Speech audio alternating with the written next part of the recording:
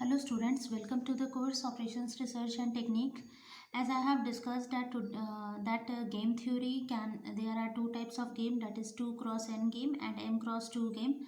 2 cross n game means 2 rows and n columns, and m cross 2 game means m rows and 2 columns. Now we can solve these two types of games with the help of graph method. As you know that while making graph we have only two axes, x axis and y axis, so it's necessary that whether row or whether column should be 2. Then only you can solve any game theory problem with the help of graphical method. So our first step is reduce the size of the payoff matrix of player A by applying dominance property if it exists. Now I have already discussed what is dominance property. So with the help of dominance property you have to reduce the size of the payoff matrix. As I have discussed, there are three dominance property for row, for column and averaging method. Now second one is you have to consider x be the probability of selection of alternative 1 by player A, and 1 minus x be the probability of selection of alternative 2 by player A. Okay, means for selecting alternative 1 by player A, probability will be x, and for selecting alternative 2 by player A, the probability will be 1 by 1 minus x. Now next is we have to find the value of the game.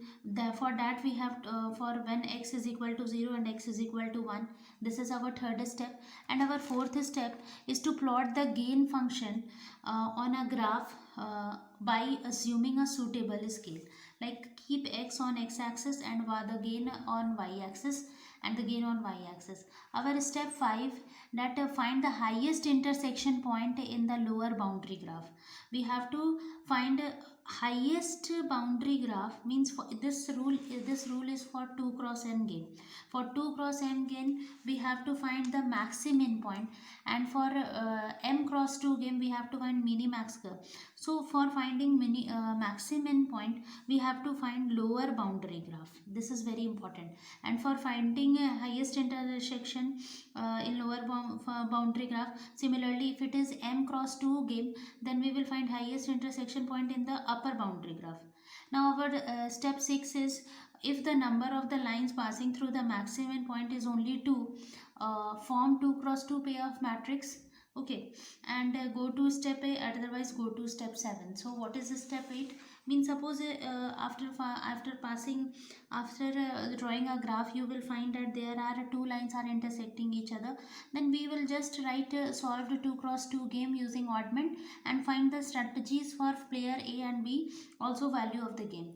And if suppose you are not getting, for that case you have to move to step 7, identify any two lines with opposite slope passing through that point, and then you have to form 2 cross 2 payoff matrix. And with the help of oddment or with the help of that formula which I have explained in last class, you can find out the actual answer. Now here one payoff matrix is given. First what we will do, this is a 2 cross n type of game, because here 2 rows are there and 5 columns are there, so it's 2 cross 5 kind of game. So how we will solve this question, we will first try to find out the saddle point. Okay, so solution, how we will solve this question. So first we will try to find out the row minimum and column maximum. So row minimum, how we will find, to find the, we will write it as to find saddle point by row minimum and column maximum. So हमें सबसे पहले क्या करना है, row minimum और column maximum से क्या find out करना है, सैडल पॉइंट फाइंड आउट करना है. तो आप देखो इसको हम लोग कैसे करेंगे, -4 3 2 -9 5 7 -6 4 6 और 8 है. तो यहाँ पे रो में आपका मिनिमम -6 है और यहाँ पे आपका -9 है. तो ये आपका आर मिनिमम हो गया. और ये यहाँ पर आपको क्या निकालना है, कॉलम मैक्सिमम. तो देखो कॉलम मैक्सिमम यहाँ पे 3 है, 2 है, 7 है, 4 है, 8 है। और यहाँ से आपको रो मिनिमम में से आपको मैक्सिमिन निकालना है। मैक्सिमिन मतलब कि ये जो सारे आपके मिनिमम वैल्यूज़ में से मैक्सिमम कौन है, तो -6 है। और ये जो सारे आपके मैक्सिमम वैल्यूज़ है उसमें से आपका मिनिमम कौन है, तो 2 है। अब हम लोग चेक करेंगे कि क्या यहाँ पर से जो हम लोग मिनीमैक्स निकालें और वहाँ से जो हम लोग मैक्सिमिन निकालें, क्या दोनों बराबर है। तो आप देखोगे कि maximin is not equal to minimax. ठीक है, वो मेरा बराबर नहीं है, मतलब -2 इज़ नॉट इक्वल टू 2। तो इसका मतलब क्या हो गया कि this problem has no saddle point. अगर हमारा इस तरह का सिचुएशन आ जाता है तो हम लोग क्या कहते हैं कि this problem has no saddle point. तो हमें यहाँ पे कोई भी सैडल पॉइंट नहीं मिला। ठीक है, अब हम लोग इसमें क्या करेंगे, डोमिनेंस प्रॉपर्टी यूज़ करके इसको सॉल्व करेंगे। तो students, you know that what are the dominance property. First we will check through row, afterwards we will check through column, and while checking through row the minimum will be deleted, and while checking it through column maximum one will be deleted, and if we are not getting any dominated row or column, we will use that average one formula. So we will check it with the help of dominance property. Our step 2 will be checking dominance property. Checking dominance property. Okay, so dominance property को अगर हमें check करना होगा तो how we will check it. यहाँ पे हम लोग देख रहे हैं 1 2 3 4 और 5। यहाँ पे आपका -4 है, 3 है, 2 -9 5 and 7, -6 and 4 and 6 and 8। Okay, this is the question. अब आप यहाँ पर पहले रो वाइज देखो, -4 3 से छोटा है, 2 -9 से बड़ा है। तो ये आपका तो रो वाला काम तो करेगा नहीं, क्योंकि शुरू में ही मेरा गड़बड़ हो गया। अब हम लोग कॉलम वाइज चेक करते हैं। तो कॉलम वाइज चेक करने का हम एक तरीका बताते हैं कि जस्ट इसको ऐड करके लिख लो। ये -1 आ रहा है, ये -7 आ रहा है, ये 12 आ रहा है, ये आपका -2 आ रहा है, ये 14 आ रहा है। तो हम लोग ये सबसे ज़्यादा आ रहा है, तो इससे हम लोग चेक कर सकते हैं। तो आप यहाँ पर देखोगे कि जो आपका कॉलम 5th है और कॉलम ये वाला देखो 3rd, कॉलम 5th के वैल्यूज़ जो है कॉलम 3rd के वैल्यूज़ से ज़्यादा है। 5 से बड़ा 6 है, 7 से बड़ा 8 है। तो हम लोग यहाँ पे लिख सकते हैं कि column 5th is greater than column 1। Column 1 से कॉलम 5th मेरा क्या है, बड़ा है। सो हम लोग क्या कर रहे हैं, कॉलम 5 को जो बड़ा वाला है उसको हम लोग कॉलम 5 इज डिलीटेड, उसको हम लोग डिलीट कर देते हैं। तो दिस वन इज डिलीटेड। अभी भी हम लोग फिर से चेक करते हैं कि देखो कॉलम 3rd जो है वो कॉलम 1st से भी बड़ा है। कॉलम 3rd जो है वो कॉलम 1st से भी बड़ा है। कैसे बड़ा, या फिर फर्स्ट क्या आपका 2nd से भी बड़ा। देखो 2nd में 2 है तो यहाँ 5 है, -9 है तो यहाँ पे -9 है तो यहाँ पे 7 है। और यहाँ पर भी आप देखो तो 4 से भी बड़ा है, -6 से बड़ा 5 है, 4 से बड़ा 7 है। तो आप कोई भी देख लो। तो हम यहाँ पे लिख दे रहे कि column 3rd is greater than 1 ही लिख दे रहे हैं, ग्रेटर देन, क्योंकि चेक तो हम लोग सबसे पहले 1 से करेंगे, कॉलम 1। सो हमारा क्या हो जाएगा, कॉलम 3rd भी मेरा डिलीट हो जाएगा।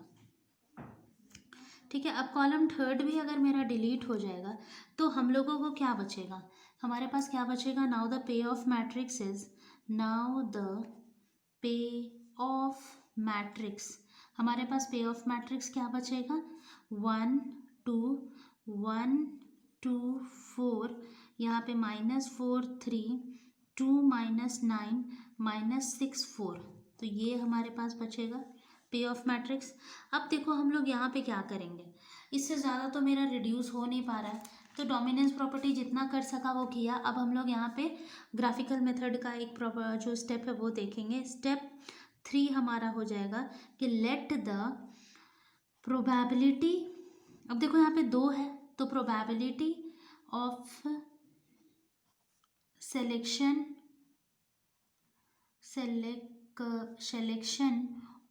ऑफ 1 बाय प्लेयर, क्योंकि इधर का जो है आपका वो प्लेयर ए का है और ऊपर जो है वो प्लेयर बी है। तो प्लेयर ए का सिलेक्शन 1 को चूज़ करने का प्रोबेबिलिटी, मतलब इसको चूज़ करने का प्रोबेबिलिटी मान लेते हैं x है, and probability of selecting 2 by player B, और प्लेयर बी को सिलेक्शन 2 सेकेंड वाला सेलेक्ट करने का 1 माइनस एक्स है। तो यहाँ पे अब हमें एक्सपेक्टेड गेन फंक्शन बनाना होगा। Now we find the expected gain function. हमको यहाँ पे क्या निकालना है, एक्सपेक्टेड गेन फंक्शन निकालना है। तो देखो स्टूडेंट्स, हम लोग ये कैसे निकालेंगे, इस एक्सपेक्टेड गेन फंक्शन निकालने के लिए बहुत इंपॉर्टेंट क्या है, ऑफ प्लेयर ए। देखो हम लोग प्लेयर ए का ही निकालेंगे, जिस तरफ 2 रहेगा वही निकालेंगे। देखो जैसे इधर 2 क्रॉस n का मैट्रिक्स था, मतलब रो की तरफ आपका 2 है, और रो अगर 2 है मतलब ये प्लेयर ए को डिनोट कर रहा है, और अगर कॉलम आपका 2 है मतलब ये प्लेयर बी को डिनोट कर रहा है। तो हम लोग ए के ही कॉरेस्पॉन्डिंग में एक्सपेक्टेड गेन फंक्शन निकालेंगे। तो अगर हम लोग एक्सपेक्टेड गेन फंक्शन निकालने का देखो हमारा तरीका क्या होता है, हम लोग यहाँ पे सबसे पहले लिख रहे हैं expected pay off function and gain of player ए। ठीक है, ये मेरा हेडिंग हुआ। अब इस हेडिंग के अंदर मेरा देखो क्या बनेगा, बीज ऑल्टरनेटिव। फिर यहाँ पे बीज ऑल्टरनेटिव लिखने के बाद हम लोग लिखेंगे is expected pay off function, ए का एक्सपेक्टेड पे ऑफ फंक्शन। फिर हम लोग लिखेंगे इज एक्सपेक्टेड गेन, ए का एक्सपेक्टेड गेन। वही चीज़ आपको बी में भी लिखना होगा, बस ये आपको तरीका जानना है। और ये हम लोग लिखेंगे एक्स जब मेरा 0 होगा और जब मेरा एक्स 1 होगा। अब देखो इस पे हम लोग काम करेंगे। तो बीज ऑल्टरनेटिव में क्या है, 1 2 और 4 है, तो यहाँ पे हम लोग 1 2 और 4 लिख दिए। अब ए is expected pay of matrix कैसे लिखेंगे, देखो जब 1 लिख रहे हैं तो -4 और 3 है, तो हम लोग देखो यहाँ पे ऐसे लिखेंगे -4x + 3 1 - x। अब ये देखो -4x और -3x आपका -7x + 3 हो जाएगा। अब यहाँ पे देखो हम लोग क्या लिखेंगे, 2x - 9 1 - x, तो यहाँ पे आपका हो जाएगा 3x - 9, 3x - 2x नहीं, यहाँ पे आपका 11x हो जाएगा, 11x है ना, 11x - 9। फिर आपका हो जाएगा -6x + 4 1 - x। तो ये आप जब सॉल्व करोगे यू विल गेट -10x + 4। ठीक है, -10x + 4। नाउ अब हम लोग इसको देखो क्या करेंगे, जब x हम 0 रखते हैं तो मेरा वैल्यू इसका कितना आएगा, 3। जब हम x 1 रखते हैं तो मेरा वैल्यू क्या आएगा, -4। जब हम x 0 रखते हैं तो मेरा वैल्यू 2। जब हम x 1 रखते हैं तो मेरा x 0 रखते हैं तो मेरा वैल्यू -9 होगा। ठीक है, और जब हम लोग x 1 रखते हैं तब मेरा वैल्यू 2, यहाँ पे मेरा 4 होगा और यहाँ पे मेरा वैल्यू -6 होगा। ठीक है, ये जो है वो यहाँ पे अच्छे से लिख दे रहे हैं कि आपका -9 है। ठीक है, तो ये आपका बना, क्या बन गया, expected pay off function and gain of player ए। ठीक है, इसी को, और ये चीज़ को आपको याद रखना है, ये याद रखना है कि हम क्या लिखें, ये याद रखना है कि ये ऐसा बन रहा है, फिर ये आपका ऐसा बनता है ना। चलो, तो ये हमारा हो गया expected pay off function and gain of player ए। अब इसके कॉरेस्पॉन्डिंग हम लोगों का क्या बनेगा, ग्राफ बनेगा। ठीक है, तो अब हम लोग ग्राफ की ओर बढ़ते हैं कि हम लोग इसकी ग्राफ को कैसे बनाएंगे। तो now students look into the graph, how we will draw a graph. अब देखो हम लोग इसका ग्राफ कैसे बनाएंगे। ग्राफ हम लोग जो बनाएंगे वो हम लोग इसकी मदद से बनाएंगे, 3 - 4। हम यहाँ पे कहीं कॉर्नर में लिख लेते हैं कि मेरे पास क्या है, 3 - 4 है, -9 और 2 है, और 4 और -6 है। चलो, तो अब इसके आधार पे हम लोग यहाँ पे ग्राफ बनाते हैं। तो ग्राफ तो बहुत सिंपल है इसको बनाने ना, हम लोग ग्राफ बनाते हैं। हमारा क्या है 3 - 4। तो हम लोगों को क्या करना होगा, यहाँ से हम 3 लिए और यहाँ से हम -4 को मैच कर देंगे। तो आपको दिख रहा होगा कि हम लोग ये 3 और -4 को सबसे पहले डॉट किए, अब इसको हम लोग मैच कर दे रहे हैं, तो ऐसा हो गया। अब नेक्स्ट देखो, नेक्स्ट हम लोग क्या लेंगे, हम लोग लेंगे -9 और 2।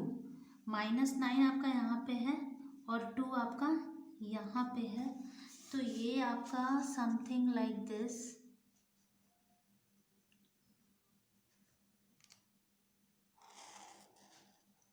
ठीक है। तो ये आपका क्या बन गया, -9 और 2। अब देखो फिर से नेक्स्ट हमारा क्या क्या है लाइन, 4 - 6। तो यहाँ से हम 4 लेंगे और यहाँ से हम -6 लेंगे, तो क्या हो जाएगा देखो,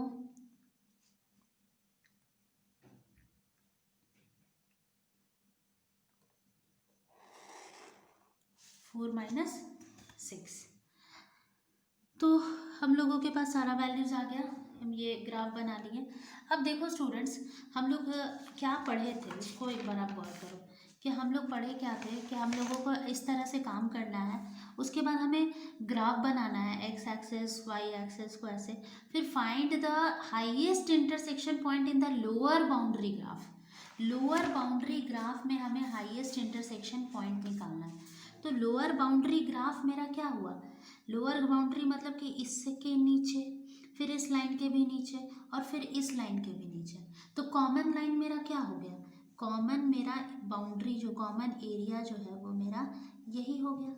अब इस पे मेरा हाईएस्ट मेरा ये वाला होगा, इसके अलावा मतलब यही हमारा हाईएस्ट क्या है, हाईएस्ट इंटरसेक्शन पॉइंट है। तो ये आपका हाईएस्ट इंटरसेक्शन पॉइंट आ गया, इसका वैल्यू जो भी आए उससे हमको लेना देना नहीं है, हम लोग को सिर्फ क्या चाहिए कि ये किस लाइन के थ्रू आ रहा है, ठीक है। तो आप देखो कि एक तो मेरा 2 - 9 और 2 वाला, -9 और 2 है, और एक और हमारा क्या है 2 और -9 है, और एक और हमारा क्या है, एक और जो लाइन है वो 4 और -6 वाले लाइन से है, ठीक है। तो अब हम लोग देखो इसमें क्या काम करेंगे, तो ये जो आपका है वो डिनोट करेगा 1 और इधर वाला आपका डिनोट करता है 2, ये आपका डिनोट करता है 1 और ये आपका क्या करता है डिनोट 2। तो देखो स्टूडेंट्स, हम लोग अब इसके आधार पे हम लोग क्या बनाएंगे, प्लेयर ए, प्लेयर ए, और इधर आपका होगा प्लेयर बी, और ये आपका होगा यहाँ पे हम लोग लिखेंगे 2 4, क्योंकि हमारे पास बच ही रहा है देखो कौन कौन सा, और यहाँ पे हम लोग लिखेंगे 1 2। अब यहाँ से आप देखो कि कैसे हम लोग लिखेंगे, यहाँ पे देखो 1 का सबसे पहला कौन सा लाइन है, हमको कोई भी लाइन ले सकते हैं, 2 ले रहे हैं तो इधर -9 है, तो हम यहाँ पे लिखेंगे 2 -9, और जब हम 4 ले रहे हैं तो मेरा क्या है, -4 ले रहे हैं तो मेरा क्या आ रहा है, नहीं सॉरी -6 ले रहे हैं तो मेरा आ रहा है 4, तो यहाँ पे हम -6 और 4 लिखेंगे। ये कैसे आया, ये लाइन जो इंटरसेक्ट किया है उसके हम लोग जो दोनों लाइन्स है उसका हम लोग कोऑर्डिनेट लिख रहे हैं। यहाँ फर्स्ट, इसको हम लोग फर्स्ट कहते हैं, देखो हम यहाँ पे लिखे हैं फर्स्ट, ये हमारा फर्स्ट कहलाता है और ये हमारा सेकंड कहलाता है। अब students, now you have the 2x2 पे ऑफ मैट्रिक्स। अब आपके पास बहुत सारा तरीका है इसको सॉल्व करने का, आप ऑडमेंट वाले तरीके से भी बना सकते हो या फिर जो हम फार्मूला बताए थे उससे भी बना सकते हो। ऑडमेंट वाला तरीका बहुत आसान है। ऑडमेंट में क्या करना होता था कि हम लोग ये दोनों का डिफरेंस को ये दोनों का जो है वैल्यू उसको हम लोग इधर लिखते थे, फिर हम लोग इसके ये दोनों का जो डिफरेंस है उसको हम लोग नीचे लिखते थे। तो 2 - -6 जो है वो क्या आएगा, 8 आएगा, तो 8 को हम लोग यहाँ लिखेंगे। -9 - 4 हमारा आएगा, या तो फिर आप 4 - -9 करो तो ये 3 आ जाएगा, 13 आ जाएगा। सिमिलरली इसका वाला को हम लोग यहाँ लिखते थे और इसके वाले को हम लोग यहाँ लिखते थे। ये दोनों का जो डिफरेंस है वो 11 है, वो यहाँ लिखेंगे, और ये दोनों का डिफरेंस जो है वो 10 है, वो हम लोग यहाँ लिख देंगे। अब उसके बाद आप प्रोबेबिलिटी निकाल सकते हो। कैसे प्रोबेबिलिटी निकाले थे ये आप लोगों को याद होगा। प्रोबेबिलिटी अब हमें निकालना है तो प्रोबेबिलिटी निकालने का तरीका हम क्या बताए थे कि जैसे कि आप ये निकाल रहे हो, तो इधर अगर हम लोग निकाल रहे हैं तो ये आपका क्या हो जाएगा, मतलब x1 आप निकाल रहे हो तो ये आपका हो जाएगा 13/13 प्लस 8, मतलब कि 13/21। अगर आप x2 निकाल रहे हो तो 8/13 प्लस 8 हो जाएगा, तो ये आपका 8/21। ठीक है, x2 निकल गया। अब देखो y1, अगर आप ये बहुत सिंपल तरीका है, y1 निकाल रहे हो तो ये भी सिंपल है। आप क्या करो, अगर इसके कॉरेस्पॉन्डिंग निकाल रहे हो तो 10/10 प्लस 11, तो ये आ जाएगा 10/21। और अगर आप y2 निकाल रहे हो तो 11/10 प्लस 11, डेट इज़ 10/21। ठीक है, तो इस तरह से हमारे पास क्या आया, प्लेयर ए के लिए जो आया वो क्या आया, 13/21 और 8/21। एंड प्लेयर बी के लिए क्या आया, प्लेयर बी के लिए हमारे पास वैल्यू क्या आ गया, चूँकि प्लेयर बी के पास देखो क्या था, 5 था हमारे पास। देखो स्टूडेंट्स, हम लिख कैसे रहे, हमारा क्वेश्चन देखो क्या है, 1 2, तो इसीलिए प्लेयर ए के लिए हम लोग 13/21 एंड 8 लेकिन टू सेकेंड और फोर्थ नंबर पे मेरा वैल्यू क्या आया है, 10/20। तो देखो हम फर्स्ट पे 0 लिखेंगे, सेकेंड पे 10/21, थर्ड पे 0 लिखेंगे, फोर्थ पे हम लोग लिखेंगे अगेन 11/21, और यहाँ पे फिफ्थ पे हम लोग फिर से 0 लिख देंगे। तो इस तरह से हमारा वैल्यूज़ लिखा जाएगा। तो ये हमारा क्या हो गया, आंसर हो गया फॉर दिस। अब हमें एक और चीज़ निकालना है, वैल्यू ऑफ द गेम। तो वैल्यू ऑफ द गेम निकालना भी बहुत सिंपल है। आप लोग जानते हो कि वैल्यू ऑफ द गेम हम लोग कैसे निकालते हैं। तो वैल्यू ऑफ द गेम निकालने के लिए हम लोग क्या करते थे, वैल्यू ऑफ द गेम निकालने के लिए आप कुछ भी, आप ऐसा करो कि 2 × 13 कर दिए, फिर -2 × 13 कर दिए, या फिर आप एक और, हम लोग जैसे कि एक फार्मूला पढ़े थे, जैसे इसको A11 बोलते हैं, इसको A12 बोलते हैं, इसको 21 बोलते हैं, इसको A22 बोलते हैं। तो आप वैल्यू ऑफ द गेम निकालने के लिए उस फार्मूला का भी यूज़ कर सकते हो, A11 - A22 A12 A21। ये लास्ट क्लास में हम बताए थे, A11 + A22 - A12 + A21। ठीक है, अब ये वाला सब्सटीट्यूट करो, तो 2 × 4 -9 × 6 हो जाएगा, प्लस डिवाइडेड बाय क्या हो जाएगा आपका, A11 क्या है आपका 2 + 4 -6 - 9, तो ये आपका हो जाएगा 8 - this. If you will solve this, तो ये आपका सॉल्व करने के बाद जो आंसर आएगा ये हो जाएगा 8 - 54/6 +15, तो आपका इसका वैल्यू हो जाएगा -46/21। यही हो जाएगा आपका वैल्यू ऑफ द गेम। आप चाहे किसी भी मेथड से बनाओ, you will get the same result. If suppose I am just finding out the value of the game with the help of the oddment formula which I have explained in the very first class of the game theory, then you will get, see, 2 × 13 करेंगे हम लोग, 2 × 13 करेंगे, इस table से देखो 2 × 13 करेंगे, फिर हम लोग -9 × 8 करेंगे, ये 2 × 13 और -9 × 8 करेंगे। तो इसमें ऐसे ही हम लोग बनाते हैं, 2 × 13, फिर हम लोग प्लस -9 × 8 करेंगे, डिवाइडेड बाय हम लोग 13 + 8 कर देंगे। तो ये आप इसको सॉल्व करोगे तो 26 - 72/21, तो ये आपका वैल्यू फिर से -46/21 ही देगा। ठीक है, तो इस तरह से ओवरऑल आप कुछ भी तरीका से बनाओ, ये आपका सेम वैल्यूज़ को देगा और यही इसका आंसर होगा। तो अब हम लोग नेक्स्ट क्वेश्चन की तरफ बढ़ते हैं, जिसमें हम लोग m×2 के मैट्रिक्स को सॉल्व करेंगे। तो स्टूडेंट्स, ये हमारा क्वेश्चन है और इसका जो टाइप है वो m×2 वाला टाइप है, मतलब ये m×2 टाइप का क्या है, ग्राफ है। तो देखो यहाँ पे क्या है, दिस इज़, हम लोग इसको 3×2 graph game has no saddle point, has no saddle point, यहाँ भी हमें कोई सैडल पॉइंट नहीं मिलने वाला है, ये हम लोग देख के ही पता कर दे रहे हैं कि यहाँ रो मिनिमम में 2 आएगा, 3 आएगा, यहाँ पे भी 2 आएगा और यहाँ पे मैक्सिमम 11 और 7 आएगा। देख के ही पता चल गया कि रो मिनी मैक्स और मैक्सी मिन मेरा सेम नहीं होने वाला है, लेकिन फिर भी हम इसको एक बार शो कर देते हैं कि 1, 2 और 3 है और यहाँ पे हम क्या ले रहे हैं 1 और 2 ले रहे हैं। तो यहाँ पे मेरा क्या हो जाएगा 2, 3, 11, 7, 5, 2। तो आपका रो मिनिमम, रो मिन जो है वो क्या है 2, 3, 2 और यहाँ पे कॉलम मैक्सिमम, कॉलम मैक्सिमम आपका 11, 7 है। तो आप देखो कि अगर हम यहाँ पर से मिनी मैक्स निकालें, मिनी मैक्स निकालें इसमें से, मतलब मैक्सिमम में से मिनी निकालें तो 7 हो रहा है और यहाँ से अगर हम मैक्सिमिन निकालें तो मैक्सिमिन निकाल रहे हैं, मतलब इस पूरे मिनिमम में से हम मैक्सिमम को चुने तो 3 आ रहा है। तो आप देख सकते हो कि you will not, we are not getting, मतलब यहाँ पे मैक्सिमिन जो है वो बराबर नहीं है मिनी मैक्स के, तो इसीलिए हम लोगों को सैडल पॉइंट जो सोच रहे हैं वो नहीं मिलेगा। तो ऐसे केस में हम लोग इसको क्या करेंगे, इसको ग्राफिकल मेथड से ही सॉल्व करेंगे। तो इसको ऐसे लिख देते हैं, therefore it is reduced, to 2x2 game. हम लोग इसको बाय द ग्राफिकल मेथड, हम इसको अब ग्राफिकल मेथड से ही 2x2 गेम में सॉल्व करेंगे। ठीक है, तो देखो इसको हम लोग कैसे करेंगे, 2x2 में इसको ग्राफिकल ही मेथड से इसको हमको सॉल्व करना होगा।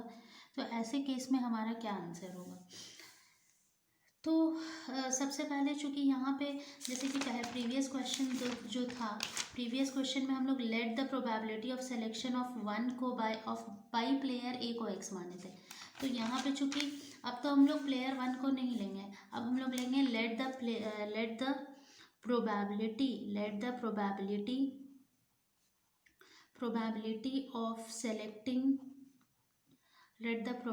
Of selecting one by player B लेंगे, प्लेयर बी, क्योंकि प्लेयर बी ही के पास दो ऑप्शन है एक्स, और the probability of selecting 2 by player B वो हम मान लेते हैं 1 - x। ठीक है, ये दो चीज़ हम लोग मान लिए। अब इसके कॉरेस्पॉन्डिंग जैसे हम लोग यहाँ पे मान लेते हैं, now we find the expected gain function of the player A, उसी तरह से अब हम लोग यहाँ पे now we find the expected gain function of player B. अब हम लोग प्लेयर बी का एक्सपेक्टेड गेन फंक्शन निकालेंगे। तो प्लेयर बी का अगर हम लोग एक्सपेक्टेड गेन फंक्शन निकालेंगे तो हम लोग इसको पहले लिखेंगे कैसे, पहले हम लोग लिखेंगे एक्सपेक्टेड, जैसे हम लोग यहाँ पे लिखे थे pay off function and a gain of player B, expected pay off function and a gain of player B. तो यहाँ पे देखो हम लोग बी इज ऑल्टरनेटिव लिखे थे और ए is expected pay off function लिखे थे, तो यहाँ पे थोड़ा अपोजिट हो जाएगा, यहाँ पे हमारा हो जाएगा बी ए इज ऑल्टरनेटिव और हम लोग यहाँ पे लिखेंगे बीज पे ऑफ, यहाँ पे बीज पे ऑफ फंक्शन लिखेंगे, जैसे कि हम लोग यहाँ पे लिखे थे पे ऑफ फंक्शन एक्सपेक्टेड, जो कि एक्सपेक्टेड होगा, एक्सपेक्टेड फंक्शन। ठीक है, और उसके बाद हम लोग लिखेंगे बी का गेन। तो बी का जैसे ए का देखो हम लोग एज एक्सपेक्टेड गेन लिखे थे, तो अब हम लोग लिखेंगे बीज एक्सपेक्टेड गेन। ठीक है, अब हम लोग बी के एक्सपेक्टेड गेन को लिखेंगे। तो now students how we will continue this. अब हम लोग ये तो सारा कुछ कर लिए, अब हम लोग ये इसे हम हाईलाइट कर देते हैं कि हम लोगों ने यहाँ पे क्या काम किया। तो यहाँ पे हमारा ये एज ऑल्टरनेटिव हो गया और ये आपका बीज पे of expected pay off function हो गया और ये बी एक्सपेक्टेड गेन हो गया, और वो भी कहाँ पे होगा, X is equal to, sorry इस बार ये तो ये वाई इक्वल टू 0 और वाई इक्वल टू 1 पे होगा। अच्छा, यहाँ पे हमें x ना लेकर y लेना चाहिए था स्टूडेंट्स, स्टूडेंट्स, बिकॉज हम लोग अगर उस टाइम रो के टाइम अगर x ले रहे हैं तो यहाँ पे हमें y लेना चाहिए था, ठीक है ना, 1 माइनस वाई, x ना लेके हम लोग क्या ले रहे हैं, y ले रहे हैं। तो देखो यहाँ पे क्या हो जाएगा, अब हम लोग यहाँ पे लिखेंगे 1 2 3। क्यों 1 2 3? क्योंकि हमारे पास 1 2 3 ये बचा हुआ है।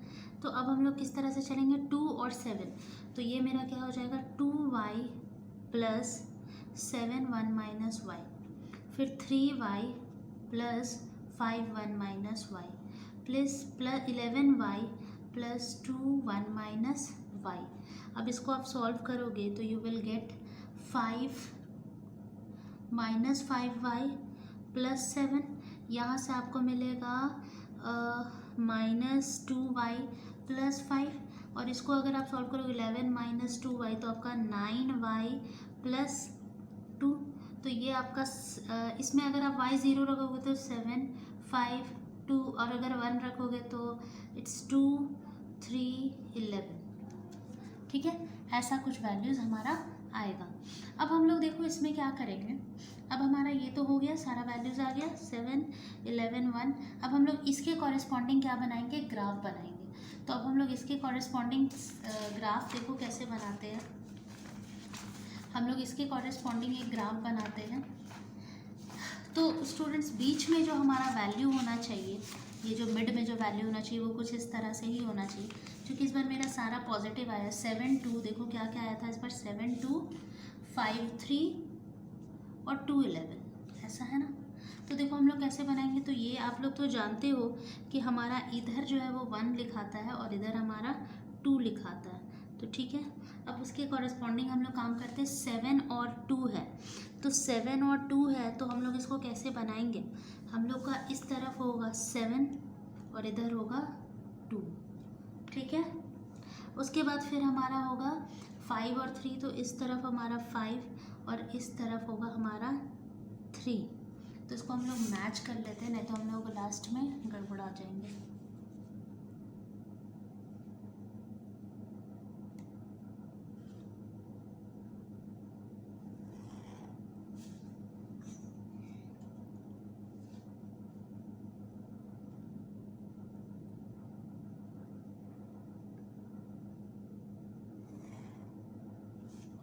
और फिर हमारा एक और क्या वैल्यू है 2 और 11, तो मतलब इस तरफ अगर हम 2 ले रहे हैं तो उधर हमका हमारा क्या होगा 11 होगा, 11 होगा,